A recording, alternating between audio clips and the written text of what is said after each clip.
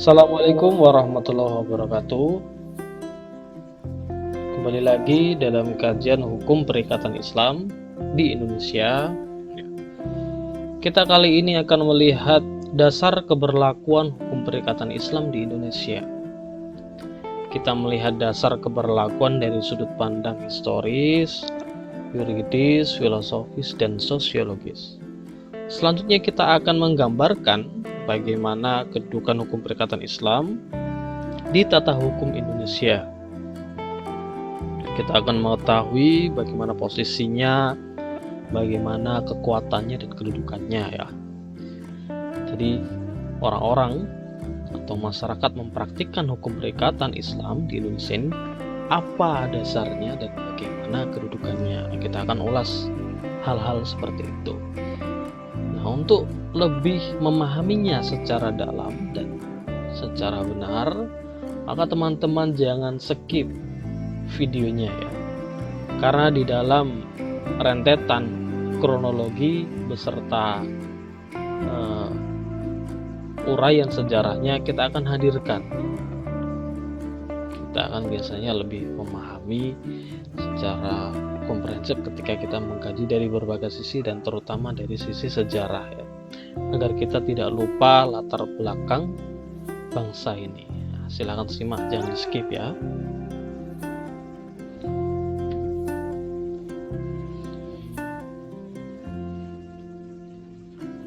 Setiap ilmu atau hukum yang berlaku tentu memiliki alasan keberlakuan. Ilmu apapun itu atau hukum apapun itu tentu saja memiliki alasan keberlakuan. Sebab dalam ilmu hukum, setiap hukum terdapat muatan nilai yang terkandung di dalamnya. Semua ya. Kita lihat saja aturan-aturan yang terjadi atau yang ada dalam kehidupan kita. Tentu saja aturan-aturan itu akan memiliki alasan kenapa bisa diberlakukan. Nah, begitu juga dengan hukum perikatan Islam. Terdapat perihal yang mendasari hukum tersebut menjadi berlaku. Sekalipun untuk dapat memahaminya itu biasanya memerlukan penelitian yang dalam. Biasanya memerlukan penelitikan yang lebih dalam. Dan kali ini kita menelisik mengambil dari referensi-referensi, berbagai referensi, dan kita mengurai dari segi filosofis, historis, sosiologis, dan yuridis ya. Bagaimana hukum perikatan Islam bisa berlaku di Indonesia. Dasar filosofis ya. Kita mengawali dengan dasar filosofis, dasar filsafat, dasar alasan yang terdalam.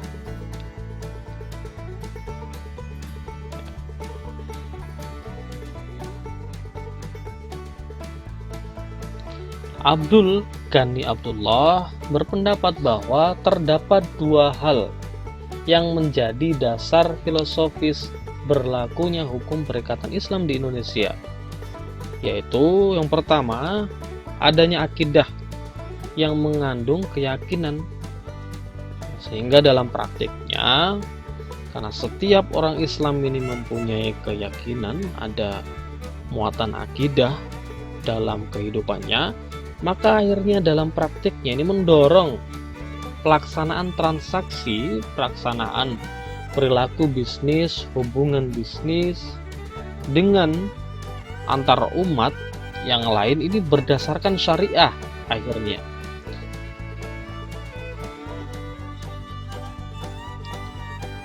Keyakinan itu yang kemudian membuat masyarakat semakin nyaman untuk mempraktikkan transaksi berdasarkan syariah. Karena mereka merasa nyaman bahwa ini adalah keyakinan dari Muslim, lalu hukum Islam mengatur hubungan antara pelaku bisnis, antara manusia satu dan manusia yang lain, Muslim satu dan Muslim yang lain dalam jual beli misalkan ya, dalam jasa pinjam meminjam dan seterusnya. Nah, dasar akidah itulah yang akhirnya mendorong. Yang kedua, dasar filosofis menurut Abdul Ghani Abdullah yaitu syariah yang mendukung norma atau aturan dengan dimensi transendental. Bahwa syariah mendorong dengan nilai yang mengandung hubungan antara manusia dengan Allah, lalu hubungan antara manusia dan manusia yang lain. Ada sebuah norma di mana orang Muslim ketika bertindak itu membawa hubungan yang transendental, ya. Hubungan yang dia bertanggung jawab atas tindakannya kepada Allah, entah itu adalah amal baik maupun amal yang buruk ketika bertransaksi. Dan juga ada hubungan antara manusia, antara pihak satu dengan pihak yang lain. Entah itu adalah perilaku bisnis yang akhirnya membawa manfaat ataukah menimbulkan kezaliman. Nah, ada dua hal itu. Sehingga akidah dan syariah mendorong, secara filosofis mendorong hukum perikatan Islam ini dipraktikkan di Indonesia. Perilaku umat Islam senantiasa dipengaruhi oleh kedua dimensi tersebut, ya. Sehingga muncul akhirnya transaksi-transaksi berdasarkan Islam sejak zaman dahulu di pedesaan. Ini terjadi sebenarnya tidak hanya saat sudah merdeka atau sudah sekarang ini seperti ini, ya, tapi sudah terjadi sejak dahulu. Kita bisa mengulasnya nanti dalam kajian sejarah, ya. Nah, ini sebelum Belanda melancarkan propaganda, hukum yang berlaku di Indonesia ialah hukum Islam.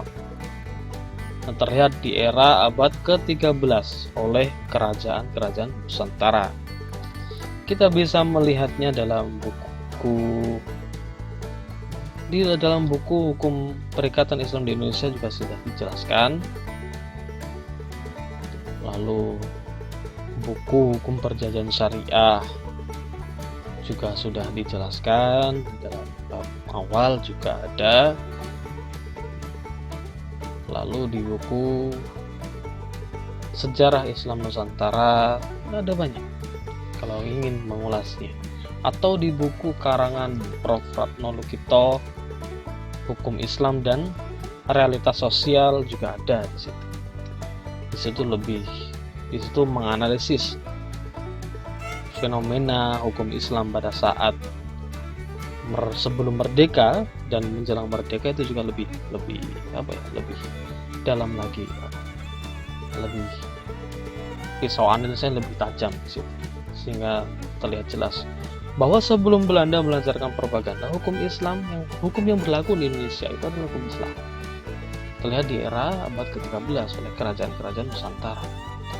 Lalu propaganda dijalankan oleh Snok Hukronje, atau ada juga biasanya disebut sebagai dengan nama Afan Ghaffar, yang meneliti masyarakat di Aceh, yaitu masyarakat Aceh Gayo, dan kemudian penelitian itu memunculkan satu pernyataan bahwa di Indonesia itu yang berlaku bukan hukum Islam tetapi hukum adat. Nah, ini menurut Snok Hukronje. Ternyata itu setelah ditelisik itu merupakan sebuah propaganda arah untuk legitimasi Indonesia ini penerapan hukum yang menggunakan hukum Belanda. Ternyata setelah ditelisik. Nah, pendapat itu juga diperkuat oleh ilmuwan yang lain, ya, dari Belanda seperti G.A. Wilken dan C.A. van Vollenhoven, yang kemudian menyebutkan sebuah teori dengan sebutan teori resepsi, yang berpendapat bahwa hukum yang hidup dalam masyarakat Indonesia ini bukanlah hukum Islam, melainkan hukum adat asli. Karenanya, setelah muncul teori ini, pada akhirnya menjadi legitimasi Belanda membiaskan hukum Islam dan penggunaan hukum Belanda akhirnya bisa diterapkan. Nah, muncullah akhirnya kitab undang-undang hukum dari Belanda. Karena hukum Islam akhirnya di bidang perikatan akhirnya dikeluarkan,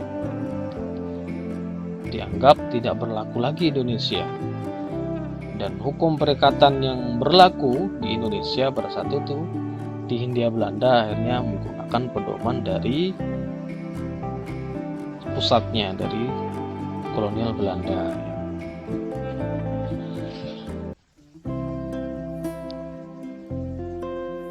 Kalau kita menelusuri sejarah-sejarah dalam penerapan hukum Belanda di Indonesia pada saat masa penjajahan, nah kita akan melihat bahwa kolonial Belanda saat itu secara berangsur-angsur ingin membiasakan dan menerapkan hukum-hukum Belanda di Indonesia. Dimulai dari mengurangi porsi kekuasaan masyarakat adat dalam menyelesaikan perselisihan hukum, di mana dulu seringnya ya dalam buku Prof. Ratno Lukito ya, Hukum Islam dan Realitas Sosial itu disebutkan juga dulu masyarakat adat di Indonesia, masyarakat pribumi Indonesia itu setiap ada sengketa atau ada permasalahan hukum itu menyelesaikannya melalui surau-surau atau balai-balai ya, biasanya masjid itu sebagai pertemuan ya, di masjid-masjid, di surau-surau, di pertemuan-pertemuan masyarakat. Nah, menyelesaikannya di situ, entah itu sengketa ekonomi ataukah keluarga dan seterusnya. Tetapi kemudian dikurangi dan semakin dikurangi ya. Belanda akhirnya menghidupkan semacam pengadilan ya. Akhirnya pengadilan itu diambil alih oleh pemerintahan Belanda. Nah, semakin kesini semakin dikurangi kembali. Nah, salah satunya hukum perikatan Islam akhirnya dikeluarkan, dan penerapan perikatan di Indonesia itu menggunakan hukum Belanda karena hukum Islam dianggap tidak bisa diberlakukan, karena yang berlaku adalah hukum adat asli, itu menurut teori resepsi. Nah, ini itu memperkuat upaya Belanda menerapkan hukum dari Belanda untuk diaplikasikan di masyarakat pribumi Indonesia. Nah, saat itu terjadi.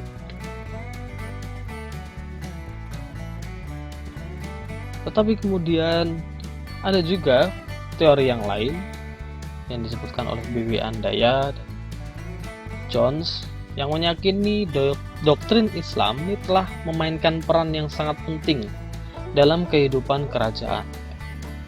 Teori ini disebut sebagai teori resepsi in complexe, berargumen bahwa hukum Islam telah eksis di Indonesia, telah ada di Indonesia sejak dahulu ya, oleh karenanya diaplikasikan bagi orang Islam di Indonesia. Sebab kalau kita ulas dalam sejarah, sebenarnya sejak pada masa pemerintahan Daendels, yaitu tahun 1808,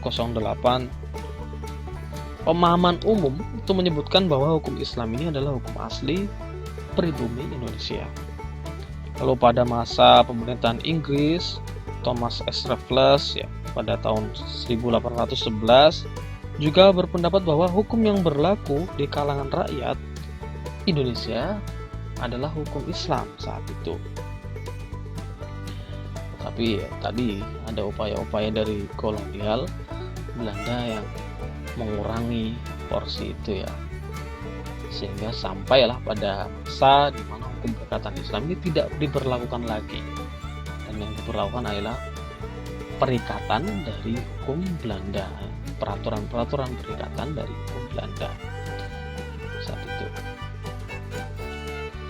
Nah, Ratno Lukito berdasarkan fakta historis, ini menilai hukum Islam merupakan produk interaksi yang kompleks antara tiga unsur pembentuk hukum, yaitu para hakim, mufti, dan negara.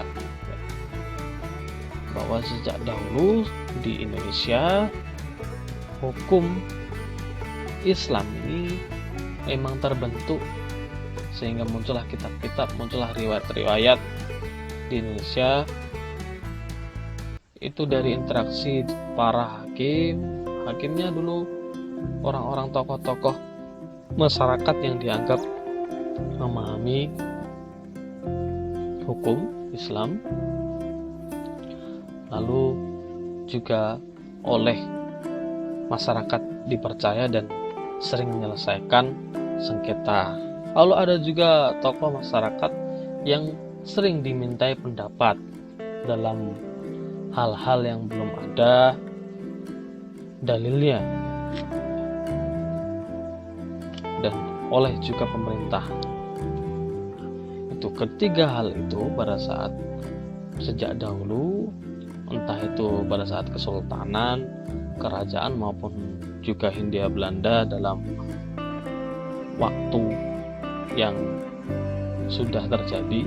Nah, saat itu hukum Islam sudah terbentuk dan mempunyai hubungan yang saling menguntungkan antara masyarakat dengan hukum Islam sendiri ya.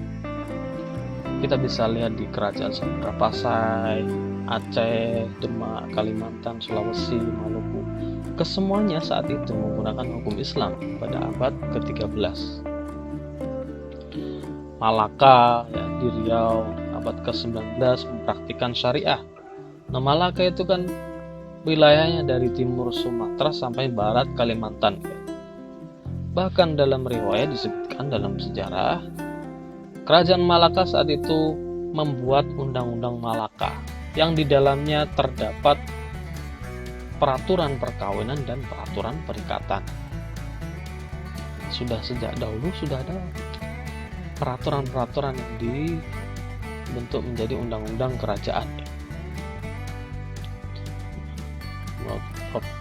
Menurut kita, undang-undang semacam ini terbentuk dari tiga unsur ya, yang membentuknya: para hakim yang sering menyelesaikan sengketa, para mufti yang sering memberikan pendapat dari kasus-kasus hukum, dan negara atau kerajaan sultanan yang mendorong terbentuknya hukum tersebut, mendukung terbentuknya hukum tersebut ya.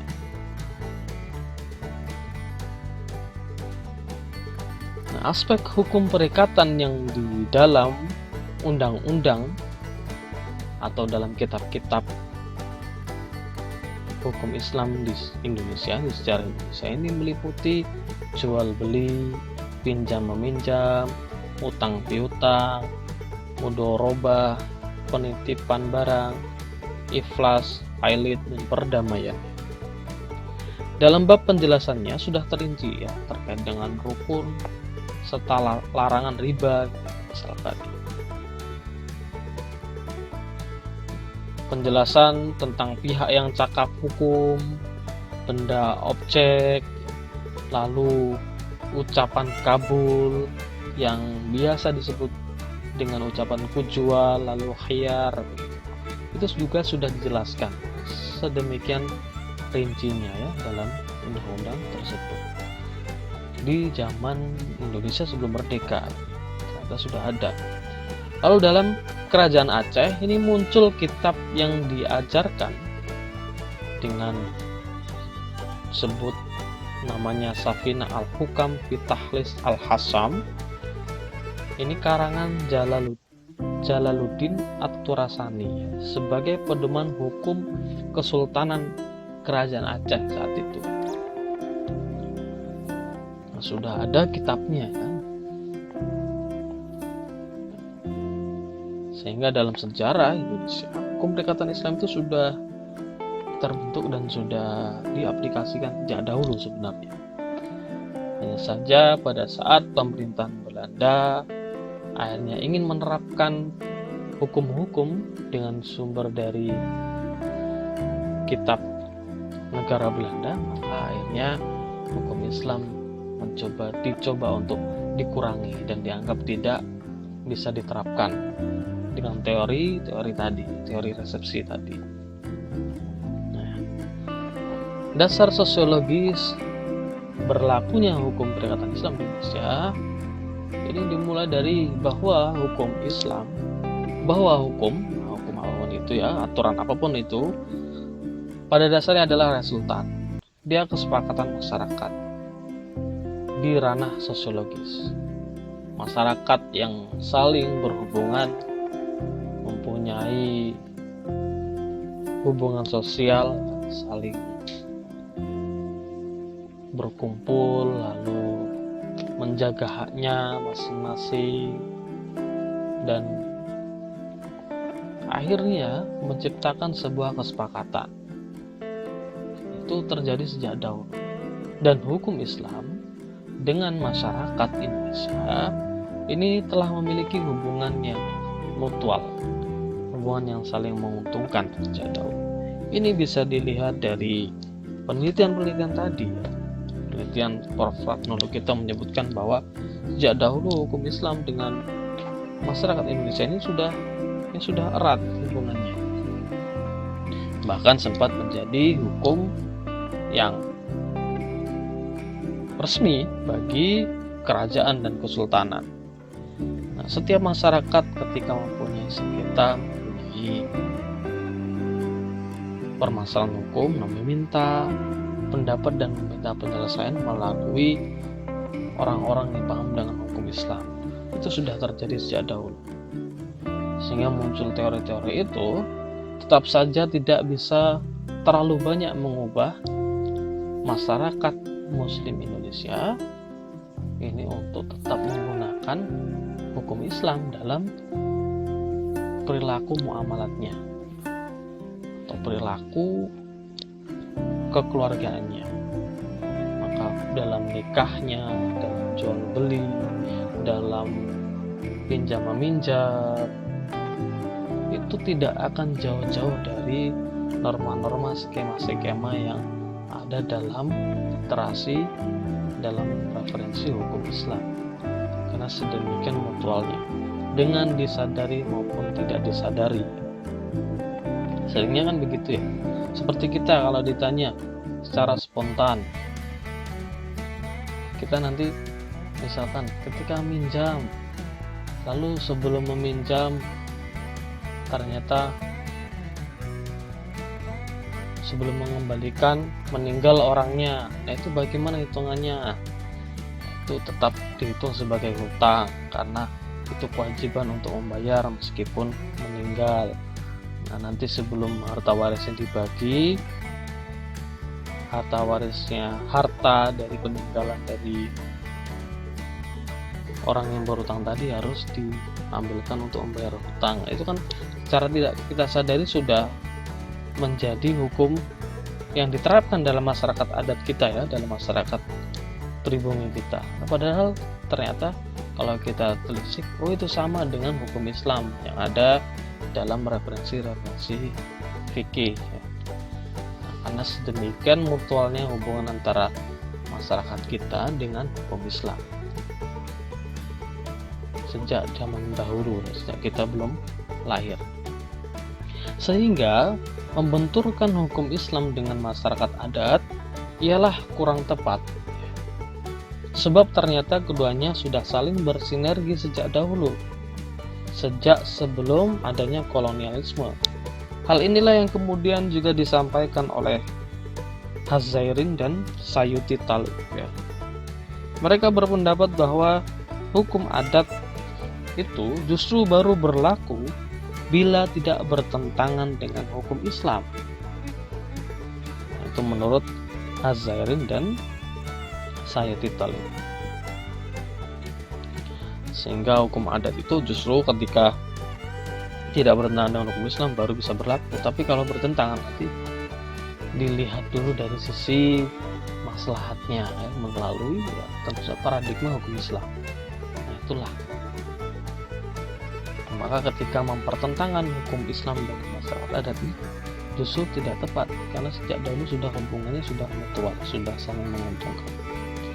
Sehingga dengan tidak sadari ataupun dengan disadari, kita mempraktikkan ya dalam kehidupan kita.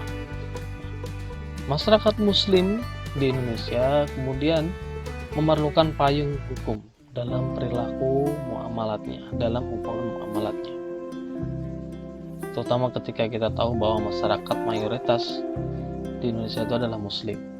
Nah, sehingga hukum perikatan Islam ini secara sosiologis mendapatkan alasan untuk dapat diterapkan. Karena itu mengatur hubungan sosial antara Muslim satu dengan Muslim yang lain. Bahkan ketika pun bukan seorang Muslim, ya ada juga yang mempercayai skema hukum perikatan Islam ini dalam praktik bisnisnya.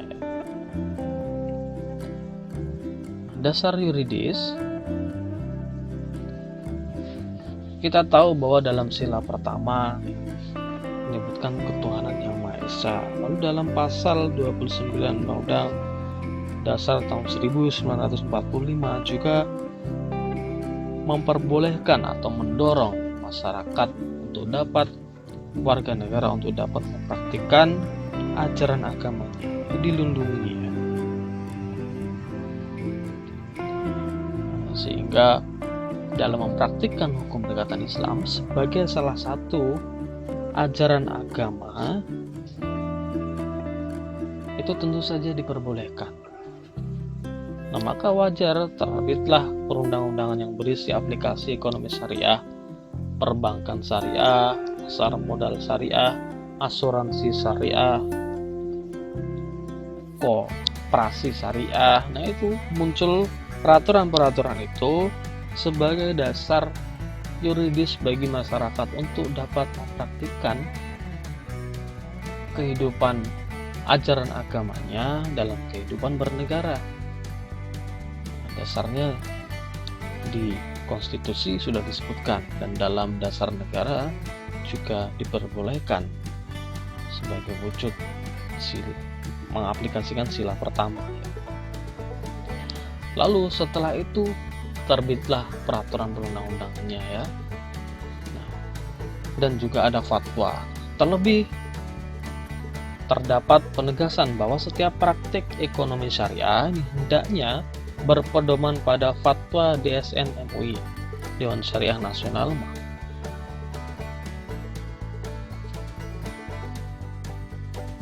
MUI terdapat dalam Undang-Undang Perbankan Syariah pada pasal 26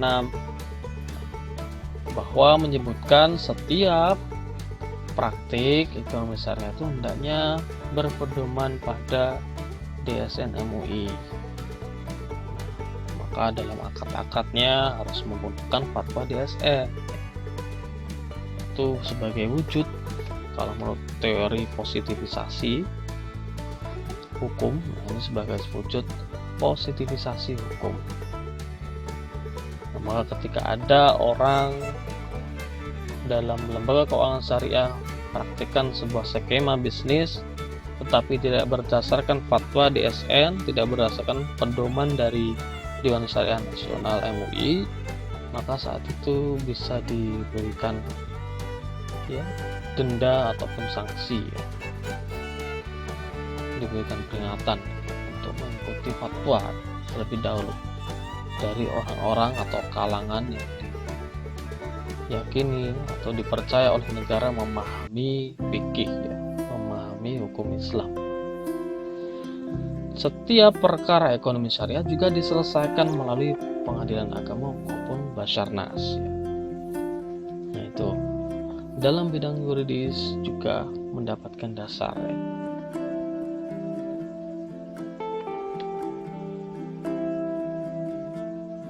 Lalu kita kemudian menggambarkan kedudukan hukum perikatan Islam di Indonesia.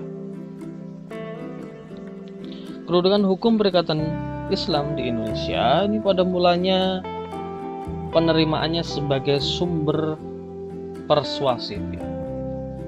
Diterima sebagai sumber persuasif pada mulanya. Sumber persuasif itu yaitu orang harus yakin dan menerimanya. Jadi orang yakin dan menerima hukum perikatan Islam di Indonesia. Pada mulanya seperti itu ya. Nah, ini terjadi dengan adanya proklamasi bahwa negara Indonesia merdeka. Nah, saat itulah dasar teori resepsi sudah tidak berlaku lagi. Karena teori resepsi berlaku ketika ada hukum Belanda yang diterapkan di Indonesia, yaitu di Hindia Belanda saat itu diterapkan. Nah, ketika proklamasi, maka hukum Belanda saat itu sudah tidak mendapatkan dasar, karena sudah bukan negara kolonial lagi, sudah bukan negara jajahan lagi, sudah menjadi negara yang sendiri. Nah, maka saat itu teori resepsi sudah tidak berlaku. Nah, bahkan kemudian diperkuat lagi dengan teori baru dari pemikiran Hazairin dan Sayuti. Teorinya disebut sebagai resepsi a contrario, bahwa hukum adat berlaku bila tidak bertentangan dengan hukum Islam.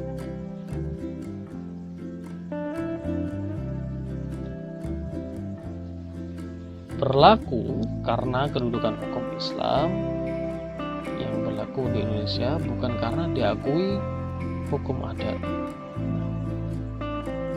Bahwa hukum perikatan Islam ini berlaku karena kedudukan hukum Islam ini diberlakukan di Indonesia, diperbolehkan untuk dapat berlaku, diperbolehkan untuk dapat dipraktikkan oleh masyarakat, bukan karena diakui hukum adat, tapi karena diakui oleh negara, ya, dilindungi oleh negara.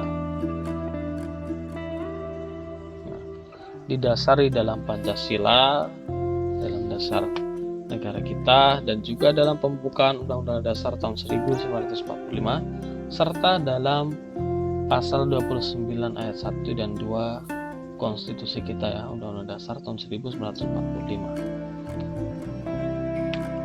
Dengan dasar itu, maka hukum perikatan Islam menjadi berangsur-angsur, ya, kemudianlah sampai kepada kedudukan hukum perikatan Islam menjadi diterima sebagai sumber otoritatif. Penerimaan sebagai sumber otoritatif. Sumber otoritatif itu adalah sumber yang memiliki kekuatan hukum. Yang tadinya diyakini dan diterima, lalu kemudian beranjak menjadi lebih kuat, ya, yaitu memiliki kekuatan hukum. Karena politik hukum Indonesia ini menghendaki berkembangnya kehidupan beragama dan hukum agama yang diakui dan dilindungi oleh negara, ya. Nah, sudah kita ketahui dasarnya yaitu dalam pasal 29 di konstitusi, bahwa negara menjamin melaksanakan muamalat. Negara menjamin masyarakat untuk melaksanakan muamalat berdasarkan hukum Islam.